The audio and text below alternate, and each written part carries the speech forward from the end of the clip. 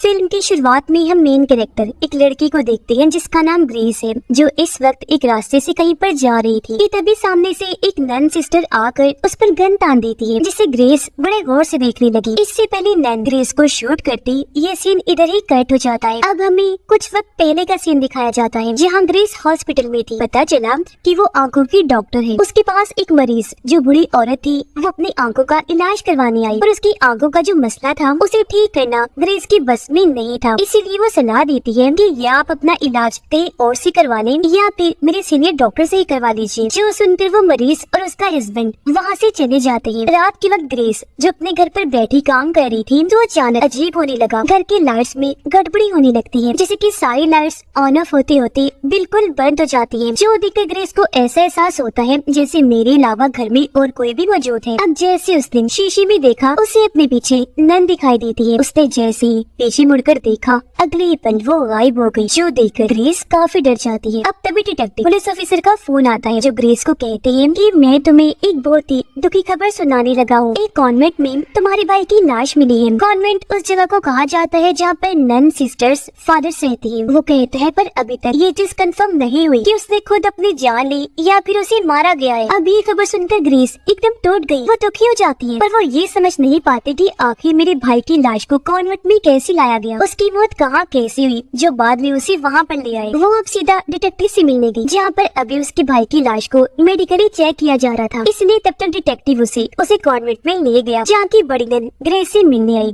और उसे एक हैरानकुन जानकारी देती है कि तुम्हारे भाई को एक शैतान ने अपने कंट्रोल में कर लिया था, जिसके काबू में आते ही उसने एक बड़े फादर को भी मार दिया, जिसके बाद तुम्हारे भाई ने उस शैतान को रोकने के लिए अपनी जान ले ली। और ये सब मैं इसलिए जानती हूँ क्योंकि हकीकत से जुड़े मुझे ख्याल आते हैं और ये सारी चीजें मैंने अपने ख्याल में ही देखी है। जो सुनकर ग्रेस काफी हैरान तो हुई पर इन बातों पर यकीन नहीं आ रहा था उसे। ये सारी चीजें उसके हिसाब से बेकार थी क्योंकि उसे गॉड या शैतान किसी पर भी यकीन नहीं था। जिसके बाद डिटेक्टिव उसे उसके भाई की लाश के पास लेकर आता है। वो लाश को देख रही थी कि तभी उसे अपने पीछे अजीब महसूस हुआ। उसने जब पलट कर देखा तो वो उसकी भाई की आत्मा थी जो उसे कह रहा था कि यहाँ से चली जाओ क्योंकि ये जगह बहुत ही खतरनाक है। जो सुनकर वो काफी घबरा गई। उसके जहन पर इतना गहरा असर हुआ कि वो वहीं गिरकर बेहोश हो जाती है। कुछ देर के बाद जब ग्रेस को होश आई तो उसके सामने एक फादर खड़े थे जिनका नाम मैग था और वो ग्रेस से उसके भाई और बड़े फादर की मौत की जानकारी लेने आई थी। वो ग्रेस से सवाल करती है कि क्या तुम्हारी फैमिली को पता चल गया है कि तुम्हारे भाई की मौत हो गई है, जिस पर ग्रेस ने जवाब दिया कि मेरी फैमिली में अब मेरे डैड के अलावा और कोई नहीं है, लेकिन वो भी यहाँ नहीं है। उन पर मेरी माँ को मारने का इल्जाम है जिस वजह से वो जेल में कैद है। जो सुनकर मैग काफी हैरान रह गई। कुछ देर के बाद ग्रेस को एक विजन ख्याल आया जहाँ पर वो कुछ लोगों को देखती है जिन्होंने चेहरों पर मास्क पहने हुए थे और वो रिचुअल जादू कर रहे थे। अब तभी यहाँ बहुत सारे वॉरियर्स योद्धा आने लगते हैं जिन्हें देखकर रिचुअल करने वाले सभी लोग डर की वजह से भागने लगते हैं और इसी के साथ ग्रेस विजन से बाहर आ जाती है। वो अब सीधा उस जगह पर जाती है जहाँ से उसके भाई की लाश मिली, जो जगह पहाड़ के ऊपर बना चर्च था जो आधा टूट गया था। ग्रेस बड़े गौर से चर्च को देख ही रही थी कि उसे कैसे विजन आता है जहाँ पर बहुत सारी नन्स चर्च से पानी में कूदकर अपनी जान ले रही थी। जो देखकर ग्रेस काफी घबरा गई और एक बार फिर वो बेहोश हो जाती है। अब की बार जब उसकी आंखें खुली तो वो खुद को कॉन्वेंट में पाती है जहाँ पर बाकी नन्स ने उसे भी अपने जैसे नन्स वाले कपड़े पहना दिए थे। ग्रेस अब उठी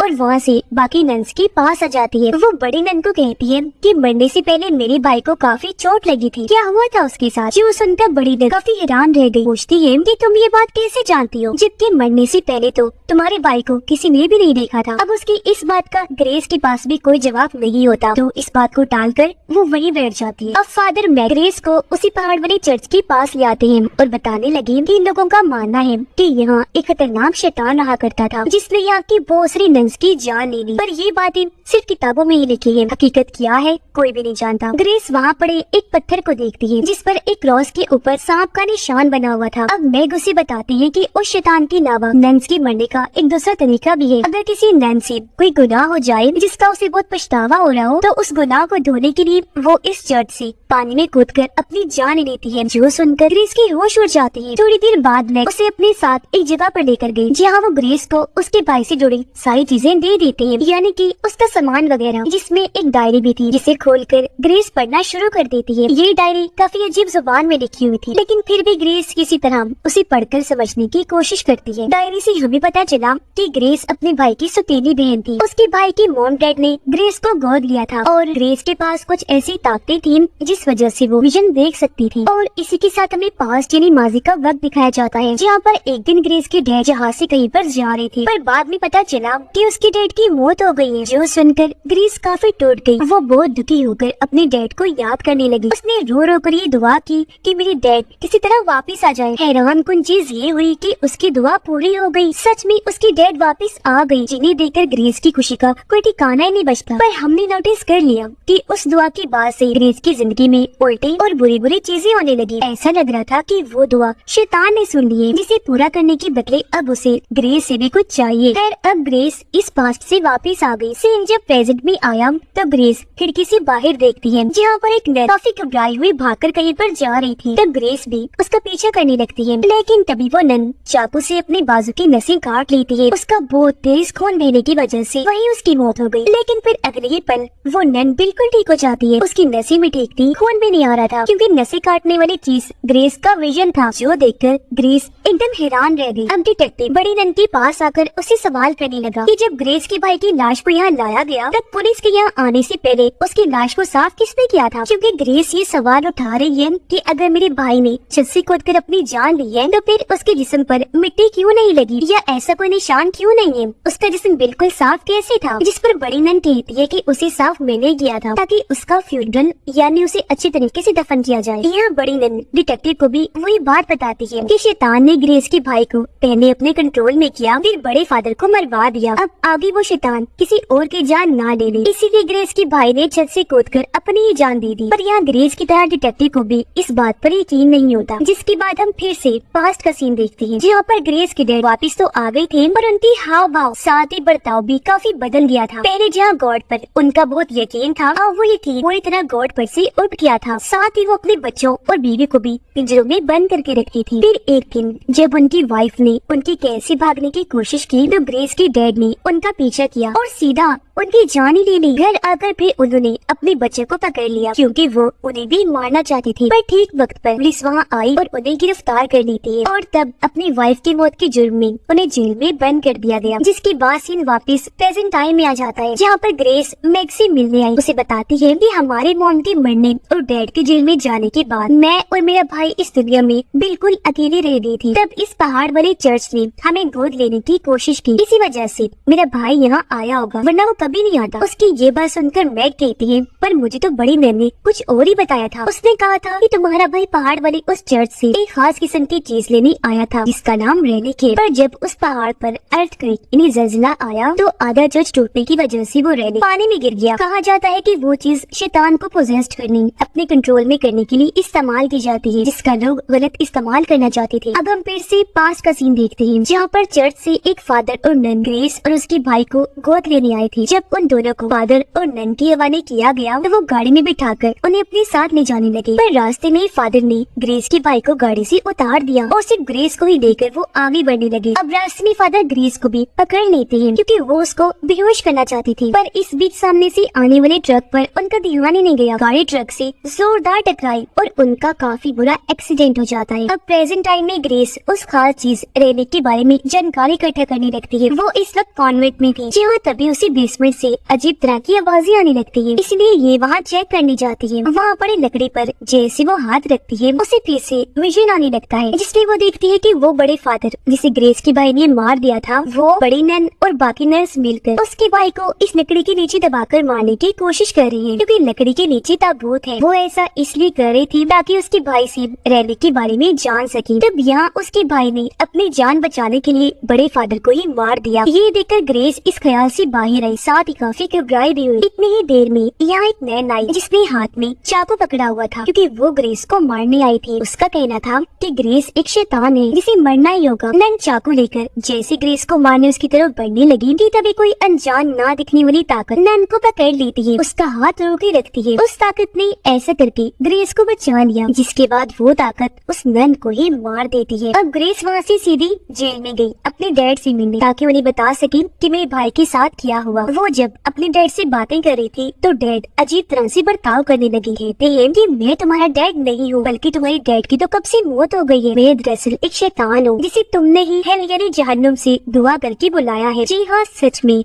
मैंने ही तुम्हारी पुकार सुनी थी और तुम्हारे अंदर अंदर भी एक शैतान है और अब तुम चाहो तो अपनी शैतानी ताकतों से अपने मरे हुए भाई को वापस बुला सकती हो। तुम जहाँ भी जाओगी तुम्हारे अंदर का शैतान तुम्हारा पीछा कभी नहीं छोड़ेगा। जो सुनकर ग्रेस कांप उठती है। उधर डिटेक्टिव बड़ी नैन से भी रेलिक के बारे में जानकारी हासिल करने की कोशिश करता है, जिस पर यहाँ बड़ी नैन ये राज खोलती है कि रेलिक कोई चीज नहीं बल्कि एक इंसान है, जो भी और कोई नहीं बल्कि ग्रेस ही है। उसका भाई दरअसल उसे ही नेचर चाहा था। ये बात हालांकि ग्रेस भी जानती है, पर अभी फिलहाल उसे कुछ याद नहीं आ रहा क्योंकि उसके अंदर एक शैतान है जो उसे हर वक्त पोजेस्ड करके रखता है, इसलिए वो अक्सर चीजें भूल जाती है। अब ये शैतान वाली बात सुनकर डिटेक्टिव को काफी हैरत तो हुई, पर उसे खास यकीन नहीं आता। दूसरी तरफ ग्रेस जब चर्च में आई तो वहाँ खड़ी नैन उससे कहती है कि मुझे बड़ी नैन ने सब कुछ बता दिया है कि यहाँ पर जितनी भी मौतें हो रही है उन सब की जिम्मेदार तुम हो, और अब अगर मैं भी मारी गई तो इसके पीछे की वजह भी तुम ही होगी, क्योंकि तुम कोई इंसान नहीं बल्कि बहुत बड़ा और खतरनाक शैतान हो। अब तभी यहाँ एक और नैन आ जाती है जिसने ग्रेस के शैतान को देख लिया था, जिससे वो इतना डर गई थी कि उसने अपनी आँख ही फोड़ ली, और अब वो यहाँ ग्रेस से इस चीज का बदला लेने आई थी। उसे मार कर उसके हाथ में चाकू था। हमला करने वो जैसी आगे बढ़ी, ग्रेस के अंदर का शैतान एक बार फिर से उसका हाथ पकड़ लेता है, उसे रोके रखता है। ग्रेस की जान बचाने के लिए फिर पटक कर नन को नीचे देकर मारता है, जिससे उसकी मौत हो जाती है। ये देखकर दूसरी नन वहाँ से भागी। वो चाकू उठाती है और अपनी नसें काट कर अपनी जान लेने की कोशिश करती है, जो चीज ग्रेस ने पहले अपने ख्याल में देखनी थी, पर उस वक्त तो नन बच गई थी, अब नहीं बच पाती। हालांकि ग्रेस ने उसे रोकना भी चाहा, पर नसें काटकर उसने अपनी भी जान ले ही ली। अब यहाँ से सीधा ग्रेस मैग के पास आई, उसे कहती है कि मैं जानती हूँ कि यहाँ चल रही सारी बुरी चीजों के पीछे की वजह मैं ही हूँ, इसलिए अब मैं चाहती हूँ कि आप मेरी मदद करें, इस शैतान से कैसे भी करके मुझे छुटकारा दिलवा दीजिए प्लीज। जिसके बाद मैं ग्रेस को एक जगह पर लेकर आई जहाँ पर हर तरफ डायरी वाली जुबान लिखी हुई थी, और अब वो यहाँ ग्रेस को उसकी सच्चाई बताने लगती है कि आखिर वो कौन है। अब हमें वो सीन दिखाया गया जहाँ पर मास्क पहने लोग रिचुअल कर रहे थे, पर जैसे वहाँ वॉरियर्स आई वो डर की वजह से वहाँ से भागने लगे। अब बाकी सारे लोग तो भागने में कामयाब रहे, पर एक बच्चे को वॉरियर्स ने पकड़ लिया था। वो बच्चे को अपने साथ ले गई और उसे पहाड़ वाली चर्च में लाकर बंद कर देती है, क्योंकि वो बच्ची ही रेलिक थी, यानी कि ग्रेस, जो कई सौ सालों से जिंदा थी और अपने इस बच्ची वाले रूप में थी, क्योंकि सच में वो कोई इंसान नहीं बल्कि शैतान है, जिसकी वो रिचुअल करने वाले लोग पूजा कर रहे थे, क्योंकि उन सब का भी शैतान पर यकीन। पर जब अर्थक्वेक की वजह से चर्च टूटा